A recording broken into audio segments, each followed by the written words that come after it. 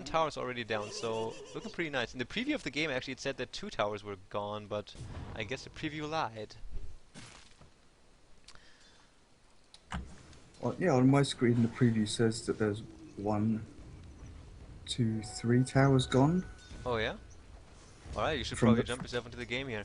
yeah. We have Mantis on Anti-Mage, 570 on Lich, Lucky on the Tidehunter, Stalcat on Windrunner, and Equal on Beastmaster. One thing I noticed right away is Beastmaster on level 7 and his teammates are just on level... Why can't I double click him? And his teammates are just on level 4, so he most likely was on the solo mid. And Pinoy on Ogre Magi. Pinoy was on the old CLG. Nikwa on Keita, Quix on Puck. Nikwa on Lone Druid, not on Keita. Bonzai on Venomancer and Wall Eater on Lishrak. So let's see how much we can get out of this game. Man, I was just like in the longest and slowest game ever. Did you watch MTW against Virtus Pro? I was watching bits of it, like I came back every half an hour or so and I caught bits of the game. When I first watched it, obviously it looked like MTW were winning, but then when I caught it again, the VP had taken the advantage. I didn't actually see the end of the game. Maybe tell me in chat who won, because I don't know. I'll just let you know it is a really slow game, like 1 kill every 2 minutes or so. But some really nice positional play. Like it wasn't like a game without action, because after like half an hour or 40 minutes, all outer towers were gone for both teams. But it was just like really a game that put a lot of emphasis on positioning. You know, people were hesitant to initiate team fights. A lot of 4 staffs on one of the teams, and they could basically choose freely which team fights to take and which ones they don't need to take. So they just pushed towers and then got out. And yeah. Ogre Magi, actually let's quickly go over the lineups here. I'm just going to tell the heroes to the viewers, and then you can basically just analyze a little bit what the pros and cons are. Basically, we have Next.kz basically going up against Keita with an Anti-Mage, Lich, Tide, Windrunner, and Beastmaster. And Keita will try to beat them with Ogre Magi, Lone Druid, Puck, Venomancer, and Lishrak. Is this how they've been running the lanes the whole game, with the Lich, Tide, Windrunner, Tri-Lane? I couldn't tell ya, man. That's quite interesting. I would have expected, as soon as I saw the Anti-Mage Lich, I expected them to be together on a lane somewhere, but it looks like the Anti-Mage is looking at soloing against this Ogre. Oh, ultimately on the top lane on Windrunner from Puck. Poison also up on him, but he will survive this. Counter initiation here on Lucky as well. Actually, that's not a counter initiation, that's a second initiation on Lucky. He's not level 6 just yet, but he also manages to survive. So 2 heroes on pretty low HP. Man, it is so nice to have you back on the cast, because now I can just shut up and you can talk, and I don't have to talk the whole time. Yeah, absolutely. But yeah, as I was saying, the Anti-Mage on his bottom lane, he's just made that Ogre, disappear. He can just sit there farming, jump up to the Ogre, hit him a couple of times, drain his mana, and the Ogre pretty much becomes useless at that point. He's had to go off to the mid lane to look for well, he's looking for a tower there, so that's going to take them into the advantage of gold. There you go. Middle tower drops to none other than the tower guy Lesh. Level 4 on his edict, so... Interesting, he's gone for treads here and not the usual arcane or phase boots. So it looks like he wants a little bit more adaptability to switch between the strength and intelligence. Possibly going for bottle, I'm not entirely sure. Dude, I'm such a lazy person when it comes to switching treads. By the way, could you open up the observers menu and see if they have my view as well? If you go on the camera view, am I in that menu as well? No, but you weren't in. You're not in the actual game lobby, are you? No. Oh, I guess. Okay. Yeah, you've the game view and the audio channels come from the actual broadcasters in the lobby when the game starts. Oh, I see. Can you hit Toby up on Skype and see if there's any room in the lobbies? There might not be, but it might be worth a try for the upcoming. Actually, this might actually be the last game for tonight. Is that possible? I have no idea about scheduling. I saw a Quantic lobby when I was joining, when I first sat back down, but I don't know if that's already started, because that looked pretty full when I logged in, and you were already casting this game. I'll just open up Toby's stream, because it's possible that's already begun. Top tier 1's going down. If you happen to be enjoying Dota as well, could you please check the schedule as well, see if there's anyone coming up after this, because we're kind of... The lobby is still open, so it might be worth messaging Toby to find out. Alright, maybe you could go ahead and do that, please. And oh yeah, I'll do that.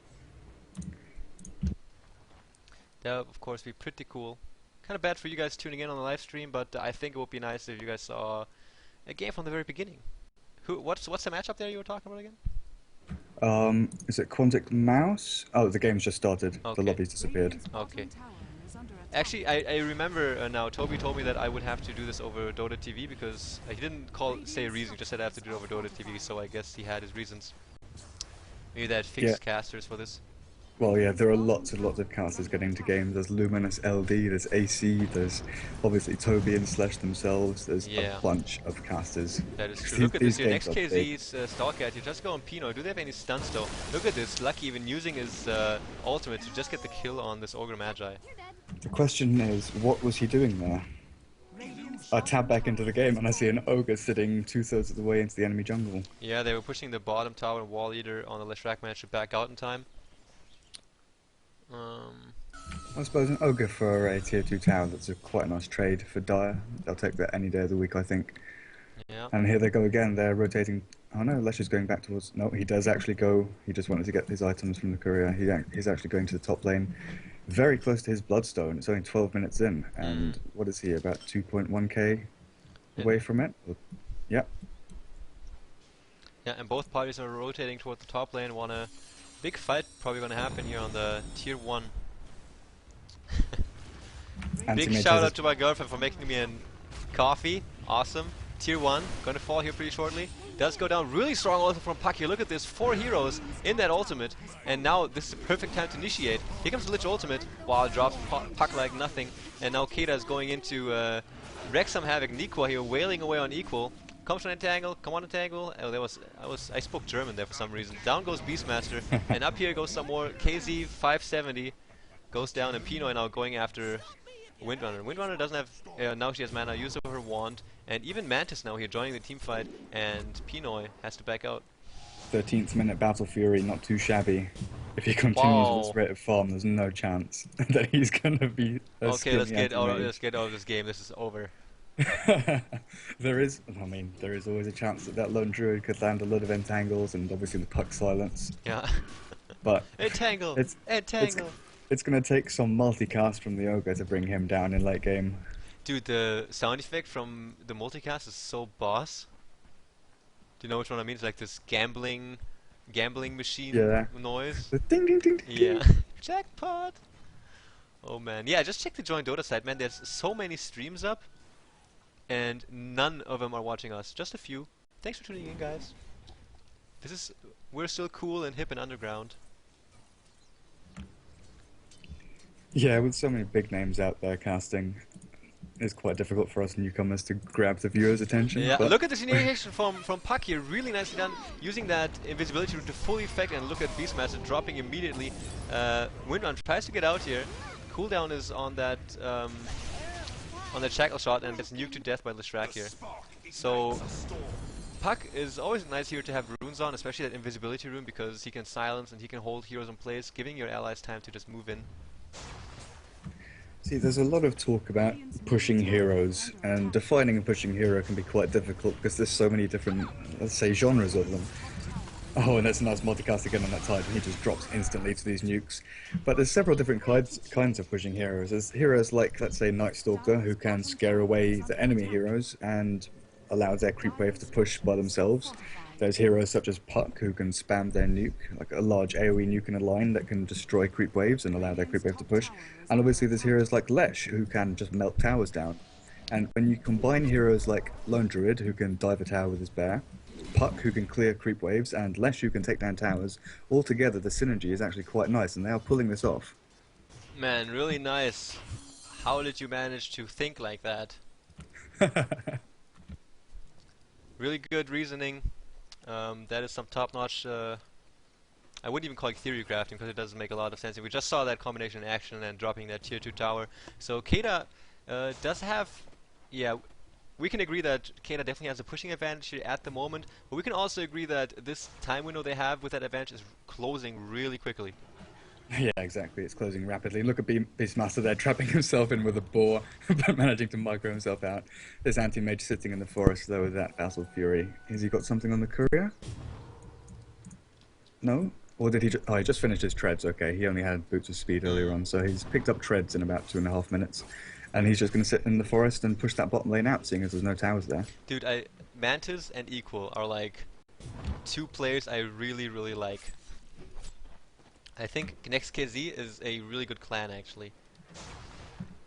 They are but their performance fluctuates a whole lot, but when they hit a really good day, they can take on anyone. Yeah, exactly. It's one of those teams. They've got the talent there. They've got the sort of raw talent, but I'm not sure if it's a lack of leadership or a lack of experience at the high tier. But they definitely need to work on some of their strats to sort of round them out because they do sort of well, they do tend to go all in with quite a lot of their strats and try and break down the team with just brute force. Mm. But if they sort of hone their trade and bring out some strats which obviously come naturally to them through practice and scrims, then they're going to start excelling. Oh, look at this Roshan attempt by Keita. Down to less than half HP, and now Next.kz is moving in. Lucky has his Ravage ready, uses it, catches all of them. Really nice. And the Lich ultimate also bouncing out nicely. Gonna go back to Puck, back to Ogre Magi. Really good ultimate also from Venomancer now. 1-for-1 trade thus far, and I think this anti-mage is gonna be able to do a lot of work here. Now in the Rosh pit, he's gonna blink himself up, and looks like he's backing out. Yeah, he wanted to clean up there, but the low hit points on the Lich and Windrunner just meant that there was no sort of static disable support there to help him out. They were having to stand really far back and sort of measure their reactions to the enemy team. Yeah, totally. Keita now moving in from the side onto this pressure tier 1 tower. Most likely gonna get the deny now because Next.kz decided to back out. Power Shot can give them a little bit of vision. And they all have to keep in mind that Roshan is really low on HP, so it appears from the movement on the minimap that Keita will get this Roshan here. Yeah, this probably won't be contended simply because Next.kz don't have enough heroes around, and the amount of damage coming out of the Bear Leshrac Oh, is just really too good great. initiation here on the Windrunner. Manages to dodge the orb though, and then uses Windrunner as soon as the silence wears off. So, Puck playing really nicely. Yeah, Puck just making sure that they definitely weren't going to come in and disrupt their Roshan attempt. But like I said, the anti-mage is way too focused on farming, and the lack of supports around just meant that there was no chance of him jumping in there. He's sitting at 2k now, wow. So Battle Fury at 13 minutes, and then it took him 5 minutes to farm up about 3k, because he brought up his treads as well. It's a pretty disgusting farm. 1-for-1 as well. Yeah, 150 last hits on him, so It's crazy a guy. roar on that Ogre Magi, and he's just going to die. Down he goes. Also blinking from Puck here. Use the ultimate, and down goes Anti-Mage. Equal here. Will also get stunned and goes down. Now that works out so much nicer for Keita there. Yeah, totally. I don't know what Tidehunter was doing there. Kind of arrived after Anti-Mage was already dead. Doesn't have his Ravage up, so yeah. Because that just gave Syllabear his Radiance and some. Syllabear now 19-minute Radiance with Tranquil Boots, Orb of Venom, and sitting on about 1k gold. Not quite up to the state that Anti-Mage is at, with his huge amount of solo farm and the ability to sit in the forest and just cleave through a lot of creeps, but still the Radiant's going to put a lot of pressure on these side lanes, and the pushing power even more so increased. Yeah. By the way, Durka, happy birthday, man. Thank you again. You did say it earlier, but no one could hear me reply. Yeah. So if you want to make Durka a nice birthday present, check out his Facebook at Durka Dota, and then write on his wall and be like, "Hey Durka, happy birthday." Yeah, do that. I might even reply to you. Yeah, and then he'll be like, "Dude, I don't even know you." Okay, Manta style for Anti-Mage. Coming right up. Yeah, he just picked up his Yasha, and that infinitely increases his farm speed By with that battle fury. factor infinite. Infinite, absolutely. Well, with the cleave, his attack animation and attack speed isn't great this early on. That's why if he sits in the forest with just the Battle Fury and Boots of Speed, he's not going to actually do much. He's going to have to sort of sit outside of the creep camps and heal up, wait for the regen to come through. But with the Yasha and Power Treads, he can just go to a creep camp and wipe it before it does enough damage to him. Yep, that is correct. The treads give him some good HP, and the Yasha, next to the agility, and thus damage and attack speed, also boosts up his armor a little bit, so that makes him basically just a farming machine. He can do that for as long as he frickin' pleases, and he will keep a town portal scroll on him as well. And as you can see, going for spell shield max first, he doesn't really care about early and early midish aggression, as you can tell by that lack of mana break. He just wants to farm up and have a troll face on his hero the entire time, and then after like 30 minutes he'll come in and how do you call that? I'm thinking of a word. Rape face. I was just gonna say I was looking for a word, but I shouldn't say it. Yeah, but then you said it. He's going to dominate. He's going to dominate. Yes. He will destroy everything he sees. Yeah. But this is what he's got to watch out for: multicast into death. Multicast into death, man. Nicely said. I was going to point out earlier that the main thing he's got to worry about is that puck with Blink Dagger just jumping on him and silencing him, making sure he can't blink away. But that multicast seems to do the job just as nicely. Yeah, now that you mention it, oh look at this Keita here, going on Lucky. He uses his Ravage defensively. Wow, look at this here. Now Beastmaster also comes in, they kill a puck, and Venomancer also uses ultimate. Next-kz equal here though, in pretty big trouble, 2 for 1. Entangle. The Entangle. Beastmaster thought, okay, I've got a chance here, I'm going to try and TP out, but the Entangle on the first hit just made sure he couldn't get away. Yeah. Yeah, now you pointed out, Lone Druid definitely good for the Radiance burn, as well as the tankiness and the pushing power, or most of the tanking power I would say. And as you said, the multicast will hold people in place, and so will Puck with 1, the silence, and 2, his ultimate. And Wall Eater, you're pushing towers down. So Keita actually looking really nice with their picks. It seems like they really took into consideration every aspect of this enemy lineup. Well, not just that, I think they've found heroes which fit their playstyle, and obviously they've been practicing some strats like this. I'm not sure if Ogre Magi is the perfect choice here, because there are so many other heroes in the pool which you could pick up that aren't so sort of luck-based. Because if he doesn't land a multicast on an anti-mage, he's probably going to escape. Yeah. Most likely going to escape. Yeah, Keita should probably recruit my girlfriend, just because she hits multicasts all the time. Yeah, that's the thing. Other people hit multicast all the time, but obviously when I play Ogre, I never hit them. Lucky here, going in, getting initiated upon, getting leashed by Puck, and a really strong shackle shot. Look at this ultimate from Lich. It's going to bounce around like crazy. Stops at Venomancer though, but down goes the guy, Lishrak, respawns, and it's going to continue to nuke basically everything in his vicinity, and not much more Next.kz is doing here at the moment. So Keita doing a really nice job of realizing that their time window of victory is closing rapidly, and they say, alright guys, let's push here. And look at the melee racks here, it's taking a bunch of damage really quickly. TP coming in now, who is this? It is Tide, gets silenced up immediately, takes a crap load of damage, gets focused, manages to survive though because he's so damn tanky.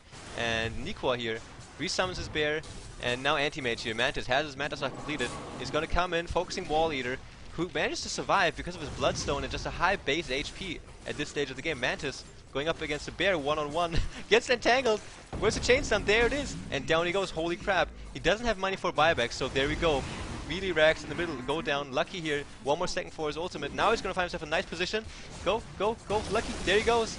Look at Pinoy, Wall Eater, all so low. Nikwa still stunned. Pinoy taking a crap load of damage. Lucky is going to get out. Pinoy has to watch out. Equal is trying to kill some people, but doesn't manage because they focus him down quicker. So a good ultimate from Tide, but not able, nothing to follow up basically.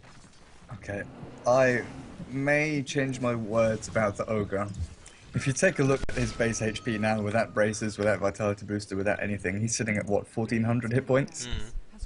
If you go look, and he's level 13, if you go look at Venomancer, Windrunner, Lich, they're all sitting at 800, 900 hit points. I mean, that 400, 500 hit point difference in support heroes at the same level, that's just that's disgusting. He's so tanky, It is especially disgusting. with a mech on. It's disgusting. He's got a mech on top of him as well. Like you saw in that whole fight, he was doing the perfect thing. Like I was calling from the Maiden yesterday.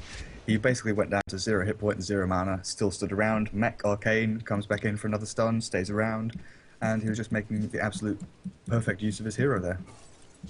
Yeah, Ogre Magi has a really crazy strength gain, and even Tidehunter, who's actually a strength hero at level 10, he's 3 levels behind, but still, he has 2 bracers and not more HP than that freaking Ogre Magi. So Yeah, a really nice line from Keita here, and they managed to take the middle racks, and still, even an anti-mage with a Manta Invisibility. style as well as treads and a Battle Fury wasn't able to kill that Lesh rack, so he will need at least one more big item to be able to start assuming that dominating role that he's most known for.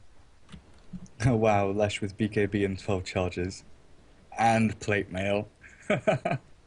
26 minutes in, I haven't seen a Lesh this farmed in a long, long while. Oh He's doing wow, really well for himself. he is really farm. Let's quickly check the kill score. Equal 1-6. Man, Syndran died in that last game, I think 3 or 4 times within the first 10 minutes. It's pretty crazy. Yeah, when I came back about 20 minutes in or so, they were commenting about how Sind was 0-5-0 because he'd just been constantly ganked by that maiden at mid. Okay, I'm gonna do a quick epilepsy attack here with the golden XP graph. Both look pretty equal. And now Venomancer picked up that really annoying Gem of True Sight. By the way, man, if I'm a Venomancer and I stand at point A and I place a Veno ward at point B being the max casting range of that Veno ward, and then within the vision range, within vision of the Veno ward, but out of vision range of Venomancer, there is an observer ward of the enemy. Will he be able to see that? No, the gem basically gets its range from the hero it's placed on. Okay. Otherwise, you'd have, like Beastmaster holding a gem and then send his hawk off somewhere. And it's like, oh, look, my hawk can see invisible things. Yeah.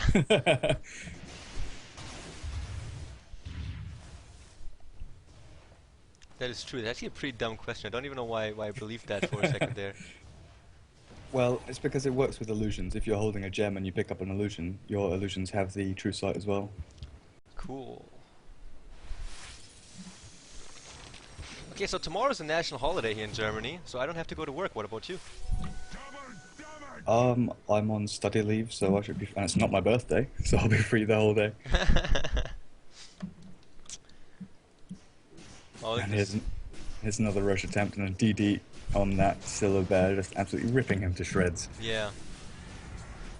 Roshan has fallen to the dark. Dude, what is like the one Dota hero that you would hate to go, like if you had to like fight one Dota hero in real life, who would you want to fight the least? Shadow Demon. Equal dead. Shadow Either Shadow Demon or Techies. or techies? What? What about like Doombringer or Stilla Bear even? Look at that, he's so huge and a big bear as well. He comes up to you and wants to smack you right in the face. Come on, Shadow Demon's like the... Oh, I can't remember the lore for this, but basically he was one of the evil demons and it took like Doombringer and someone else to bring him down. I can't remember who it was.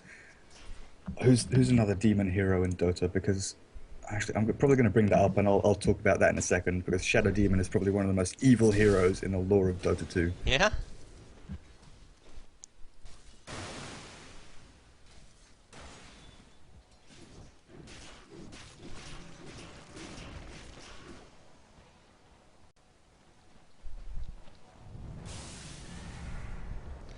So Keita now want to go for that secondary Rex, and even one thing about Ogre Magi is of course that Bloodlust. It is such a it's such an amazing active buff. It's just ridiculous.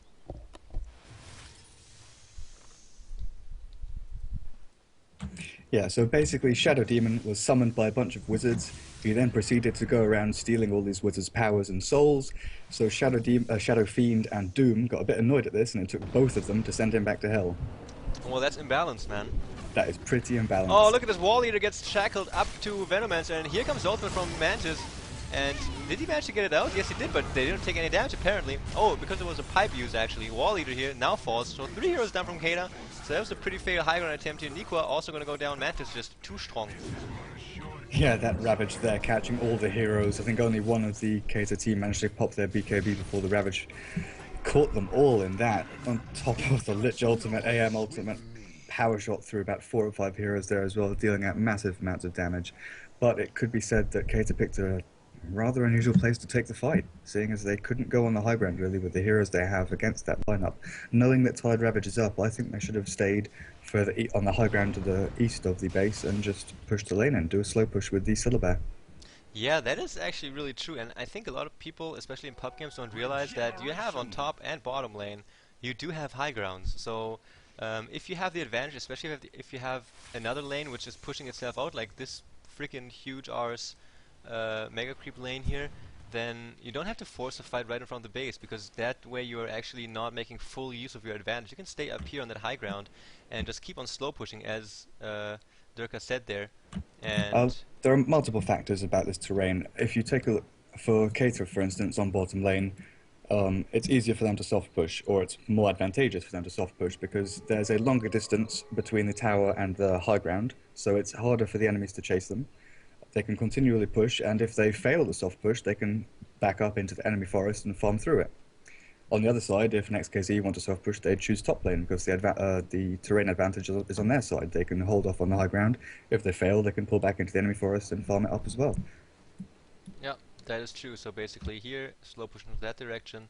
If not too much happens, you go into that general direction and farm off the neutral camps, and you come right back up here, and during that entire time, your middle lane is going to push itself into this here. And at some point, someone's going to have to defend that, and you have multiple options from there. You can either then attempt to take the high ground. You can even smoke up on the high ground there after you made sure that they don't have a ward spotting you out, and then go in from the middle lane even, or whichever. Just not what they did right there. Wall Eater here uses BKB, and look at this nuke potential just melting through that big ass tide. I was wondering what they were doing, initiating on him, and Wally to wonder the same. He stood there for a second and thought, hang on a sec. Turn everything on. And then they started running away. And Are tried they to kill. really here? I'm Yeah, not sure are if really here or just trolling me. Yeah, are these illusions? What's going on? Yeah. But he does manage to absolutely melt that Tide Hunter. And here we do see another push. Tide has to buy attempt. back, yeah, exactly. Equal here, uses ultimate. Oh, Lucky right there to rejoin the fight, so he makes up for his failed positioning there. Nikwa goes down, Leshrac already dead, and Mantis going to work here. Has a BKB of his own now. Puck will be able to blink out right after. No, isn't able to blink out. And triple kill for Anti-Mage. Shade still commencing on Pinoy here through Stallcat. Does have a shackle shot ready. What is... what did he try to do there? I'm sitting here shaking my head. I mean, look at middle lane. Their mid lane is pushing in. They should have noticed that. Like I said, again, all they have to do is sit on that high ground, allow mid to push in. Next.kz will have to send someone back to defend it. They have to send at least one or two heroes, commit them to that mid lane to defend it, and then that's their chance to soft push to try and take down health in that tower. It's already at half hit Oh points. man, look at this. Pinoy here goes down to the anti-mage, maybe a little bit too aggressive in turning around there. Mantis stands his ground like a man and goes on Wall Eater. Now realizes that maybe he doesn't have big enough blades to go up against that, and decides to blink himself back. But yeah, Keita not taking advantage of the terrain, and I'm not entirely sure why. I think they're just a little bit desperate. They know that they've got mid-racks, and they knew that they had an advantage there. And they're slowly throwing that advantage away, with the anti-mage picking up lots and lots of kills on these skirmishes. What you said, man, absolute. I mean, anti-mage now sitting on Manta, BKB, Battle Fury, and 5.5k gold. That's not a pretty sight. He can solo push a lane now. If 4 of his allied heroes go to a lane and push it, Keita will have to commit to that and fight 5v4 or else they'll lose a lane. Yeah. Anti-mage can sit on this top lane or wherever he wants and solo push it whilst farming. Oh, look at this Wall Eater here, gets a kill on Beastmaster. But the gold grab was a little bit in the way. There's not much of an advantage that left that Keita can actually throw away, man. Oh wow, I didn't realize it had turned that badly. Yep. Yeah, that experience graph. Obviously those kills, the huge experience lead they did have, just being given away. When you kill a high level hero, when you're a low level hero, the amount of XP bonus you gain is absolutely amazing. I mean, that Leshrac, what level is he now? He's level 19. We've got a level 16 Windrunner, level 12 Tide, level 12 Lich. Every time they kill some of these high level heroes, they're probably gaining a whole level. Yeah. Anti-mage, come on, man. Come on, man. Buy the item that I'm thinking of. It's got to be, come on. Telepathic connection to Kazakhstan. He's sending the courier up. Well, it's going to be a heart. But we know what we want it to be. You jinxed it. We know what we want it to be. You but jinxed it, brah. It's going to be a heart. Come on, do it. Yeah, there's the Reaver. It's just a fake Reaver, man. It's a rapier reminds- in disguise. Look at that. He's gonna send it back. He's like, oh man, I bought the wrong item. Sorry. It reminds me of the time when was it DK Burning? He was on the Viper. It was one of the very first times that they'd played Dota 2, and he was at 3,800 gold or so, or 4k gold, because he'd just been farming the bottom lane the whole time. He goes up to the secret shop and he buys a relic. What he wanted to do was buy a Reaver. He didn't know that he could sell the item within 5 seconds. He didn't know what Reavers looked like. He didn't know the English words for the items, so he made an accidental relic purchase. Mhm. And unfortunately, that cost him the game. But yeah, very close to that heart. Has ended Oh up picked man, up. equal here. Dispelled the smoke of Keita and they decide to back out, and that will be... They missed their chance of initiation here. Now Pucky doing his job as a counter initiator, but has to phase himself back out. Has to also use his ultimate, and they do lose a kill. Well, they don't lose a kill, they lose Leshrak's life basically. And yeah, if they didn't really know that Beastmaster was there, was alone, and it would have taken about 4 or 5 seconds before the whole Next.kz side would have been there to support. But that's just how it goes. You gotta take chances sometimes, and on the bottom lane, they decide to take their chances and fail twice in a row, and right there they decide to be hesitant and then lose the team fight. Dire's middle tower has Well, exactly. This is where you see the difference between professional teams and sort of amateur teams. Next.kz is sitting at the sort of tier 2 professional side of the things, and Keita obviously an up-and-coming team, not quite as professional. And you're just seeing the lack of cohesion, because Next are running around as 5, the support is there constantly. If the Beastmaster had got caught out, the support would have been pretty much jumping on top of them, unless Keita took him out instantly. But Yeah. they chose not to, because they were, as you say, hesitant. After making a couple of mismoves at bottom lane, they are trying to sort of farm up some more items and being a little more Yeah, passive. Next.kz faking a back out here, go to the high ground, smoke up immediately, and now hang around in the vicinity. So this is a really evil little strat that they're doing here. Puck might be in trouble. But Keita being really careful. Now they're gonna move out most likely, gonna go the safe route. And Next.kz are still gonna choose to hang out here in the dire jungle. And now they move in and just farm the creeps. I'm not sure why they chose to reveal themselves. The smoke was just about to run out, but the Syllabear was heading into that forest to the north, scouting out for them, and he was about to run straight past them all. So I'm not entirely sure why they chose to dispel the smoke by, well, or show themselves rather by casting on that Spirit Bear, rather than actually running in and trying to find someone. Third Roshan is up now. Yeah, and you can see Keita now just circling around there. They know they need it to push their, well, I keep trying to say advantage, but they have lost a lot of their advantage. It's been whittled down by this anti-mage and the huge team fights coming up next. And they do move towards that Roshan pit knowing that there is some kind of enemy movement around that area. Now, the only advantage that they have left is that middle racks. But with the pushing power of anti-mage, he can solo that lane by himself without too much difficulty. Next.kz really hesitant about moving into the Roshan pit. They don't want to go to high ground. I mean, this is what we're constantly talking about, is high ground advantage.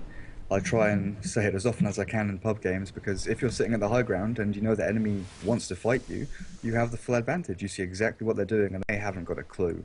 They can't see up the hill, it's all fog.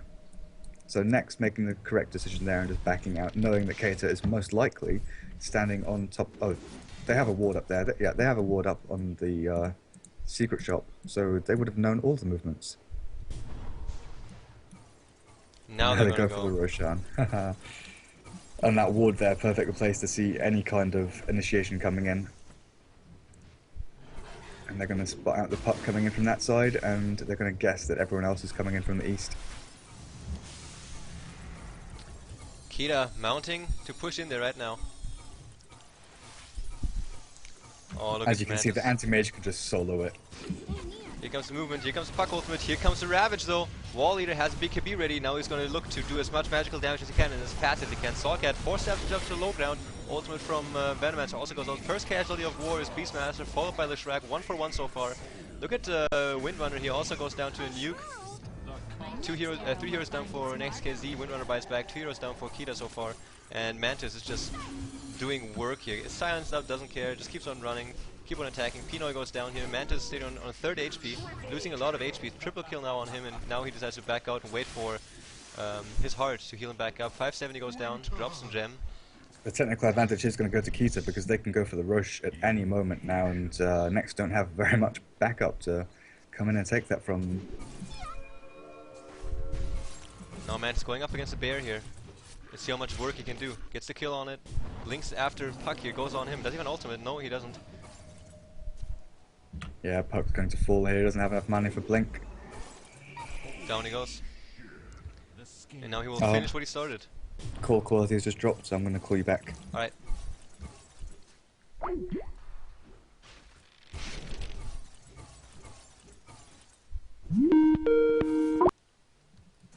Alright. Roshan has fallen to the radiant. Wow, Windrunner actually picking up both. Antimage says, I don't need no extra life, I need item slots for big things.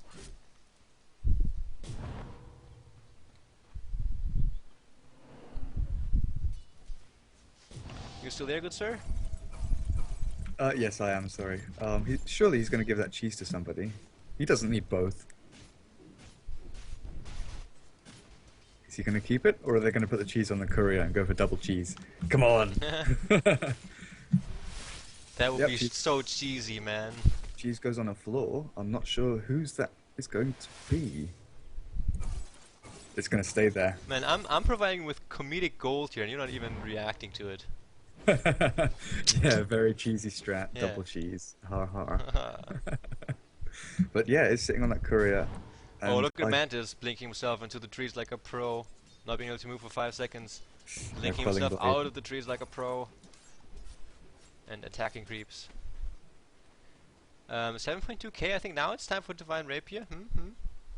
Definitely, but the cheese goes onto the Beastmaster. Maybe we'll go for an Abyssal Blade, but I think Abyssal Blade would work, but I think Butterfly would definitely be a correct choice now if he wants to play it safe. Well, he's realised he can die. In that little skirmish between, who was it, Syllabear Puck, and he had Windrunner covering his back. Oh man, look at this initiation here, Lucky. Just running around being all like, I could ravage at any moment guys, be careful. And Wall Eater now getting focused down, it's gonna die to the ultimate from Anti-Mage. No, it just takes almost full damage and does a really good stun and gets out a good amount of magical damage before he does eventually really go down. But let's see if he has buyback. He does not. So now, Next.kz doesn't have a creep wave in the middle lane. Yeah, positioning though. Why was Lesh there? He wasn't warding, he wasn't... Was he farming the small camp in the forest? No, that was Anti-Mage just doing that. Why was he standing behind the enemy? So I don't know if that's a little bit of overconfidence there. He thought he could come in from the side while his enemy comes in the front and flank them. But he got caught out so quickly there with no response from his teammates. Not willing to risk the high ground advantage they've got by sitting in base. Yeah, he was probably all like, well, when he got caught out, he's like, oh, this is awkward. Yeah, what am I doing here? But here comes a push from Next.kz, and they can go to the high ground without Anti-Mage with his HP and Manta style. They can just go sit on the high ground and whack down this tower. Go Kazakhstan! Here, Puck! Does like the typical Puck and annoying attack. Blink in, silence, orb, phase shift, and out. Tier 3 tower gonna go down 2 times multicast. Pinoy gets shackled, and here comes a really nice ravage. Hits on 4 heroes in total. Puck blinks in, ultis, silences, and Windrunner goes down, but she does have the Aegis. Lucky here also gonna fall, so 2 heroes go down, and Keita still all up. Look at Lesh doing so much magical damage before he actually drops to a combination of Windrunner and Mantis. And now the tier 3 tower is down, and let's see what Next.kz wants to do here. Mantis here gets silenced and gets focused a little bit. Equal also on his way back, as well as Lich. Mantis will probably keep on fighting for a little bit, but then he will also have to back out. I don't think they will be able to keep on pushing. No, this looks very bad for Keita, because they did have that early pushing lineup where they could nuke down creep waves and take towers by sort of scaring away Next. But now Next have such a fat anti-mage, they're not going to be scared by the Syllabear. They're not going to be scared by I was wrong. Silenced by Puck. Again a phase. I was totally wrong. Mantis just goes in and takes down the Rags, and there's nothing that Keita was able to do about this. Yeah, like I said, with the amount of HP and that Manta style, they can't do anything. Yeah. With Keita has Puck ulti, they have Venom ulti, they have a nice amount of AoE from Lesh. but Next has Ravage. And next, KZ Mantis has 10,000 gold, so Yeah. I would declare this a win for Next. As anticlimactic as that might be.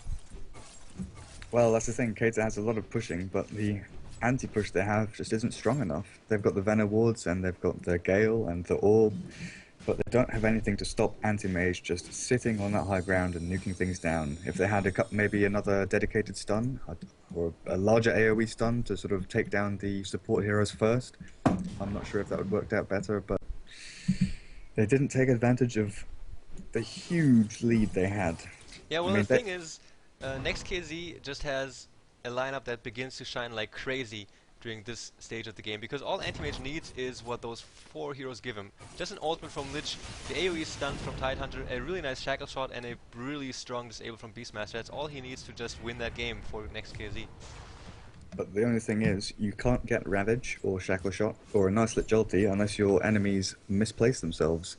Because the Keita team are all trying to get in there to do all of their AoE damage, which is quite close range, and Tide just walks in and ravages them all, and there's no response whatsoever. There's nothing they can do.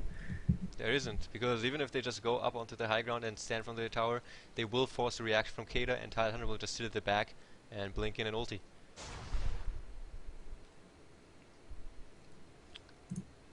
There's a nice little hawk there from Beastmaster scouting out the enemy. I think they know that they're sitting on this high ground. Yeah. Oh, Crow, the hawk dies. I would really like to see an Aghanim Scepter on Beastmaster now, just to increase the range of that stun. Look at this really beautiful wall of wards here. So straight. Oh, that last one was a little bit out of position.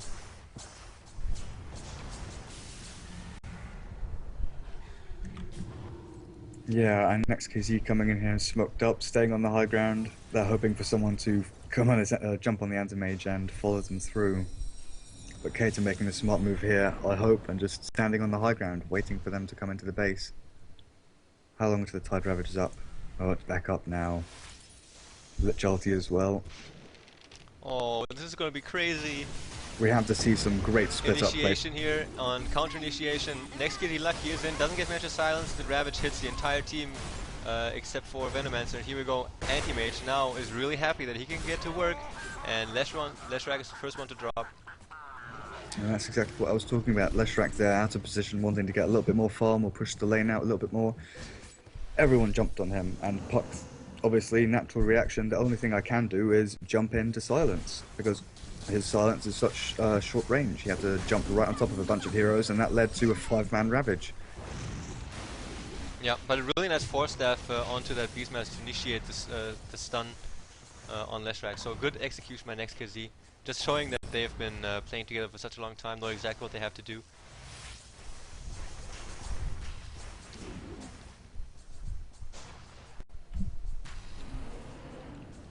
Mech also used by Next.kz. They're hesitating a little bit, even though it's just 4 heroes from Keita up. Maybe they want to wait until the mid pushes itself in a little bit. They're actually doing this this slow push that you've been talking about in the last game. Look at this. Yep, standing on the high ground. Now pipe is used. They waited for this creep wave, and now they're moving themselves up into the base. And Keita now backing off. Tier 3 tower drops. Glyph is used, and now Keita has to initiate. Multicast on Mantis. Lucky's Ravage still down for another 60 seconds. TP coming in. Silence and ultimate is from Puck. Gets roared though and dies immediately. 2 heroes down from Next.kz though now, and 2 heroes also down for Keita.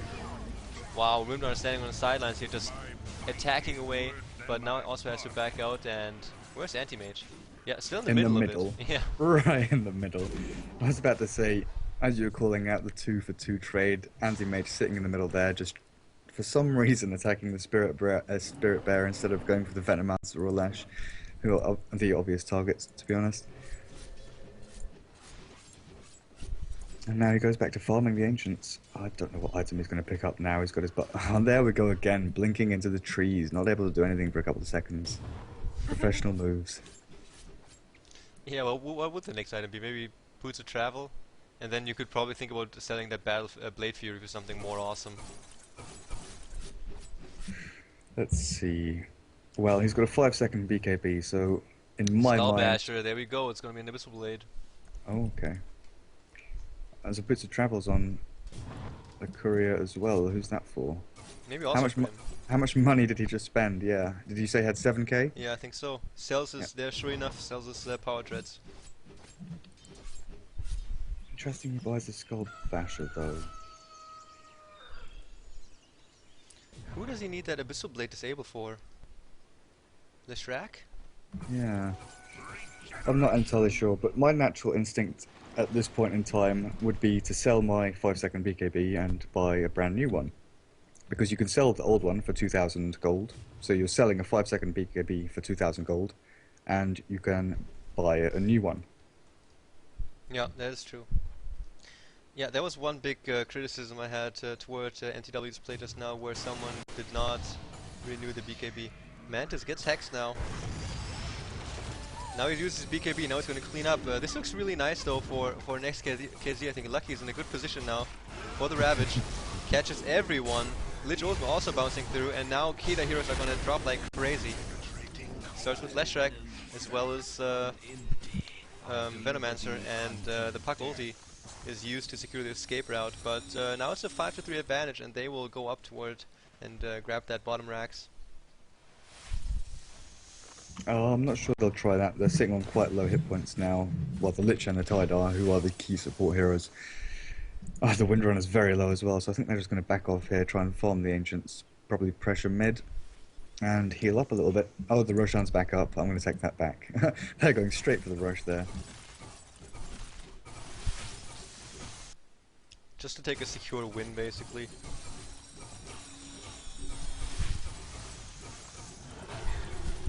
Roshan has fallen to the dire. Did you see that? Puck stole the Aegis? Yep. Holy shit. I couldn't believe my eyes for a second.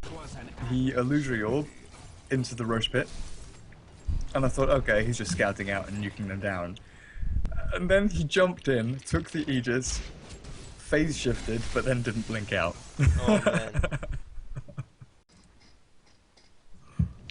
Rotation with the bottom lane, this is it. Next.kz is definitely going to take this win now. Especially with Wall Eater dropping for the fight even starts. Now he's getting focused down, tries to run downward into a nice position, turns around, dies with the ultimate. Actually, Windrunner got the last hit, and Nico attacking so slow, getting slowed up by that Lich ultimate. Drops as well. Venomancer uses ultimate just now, maybe a little bit late, and goes down. 4 heroes down for Keita, and this is most likely, yeah, there goes the GG from Wall Eater and Quicks. Was that the first game, second, or third? I think this was the second. Yeah, 2-0 for Next.kz. Okay. Is under attack. Well, that's quite unfortunate for Keita, because if they'd taken this second game and gone into the third, obviously, that's a chance to go to the international there, and Man, they threw this game though. having such, yeah, exactly, having such a large advantage and then having 2 failed pushes at bottom lane, basically, you know, ruining your game by some misplacements, mispositioning, not using the terrain to the full advantage there. I mean, it's kind of sad to lose games like that when you have, what, 13,000 experience and gold advantage over the enemy team, and then giving free gold and free levels to the anti-mage. 770 gold per minute on anti-mage, by the way. The thing is, as you said, they didn't use the terrain, they threw the game with that, I think. But the good thing is that Next.kz then showed them how it's done, as they slow pushed themselves into their base through the bottom. Yeah, that is it for the game. Next.kz goes 2-0 against Keita, and I'm not too sure they're going to go up next. I will have a look. I will have you guys listen to some music, and thanks a lot for tuning in. This VOD is going to go up on YouTube as well, and I'll be right back and let you guys know what's going to happen next, whether or not we're going to do a viewers game or if there's going to be a next game. Just hang in there, and I'll see you guys soon.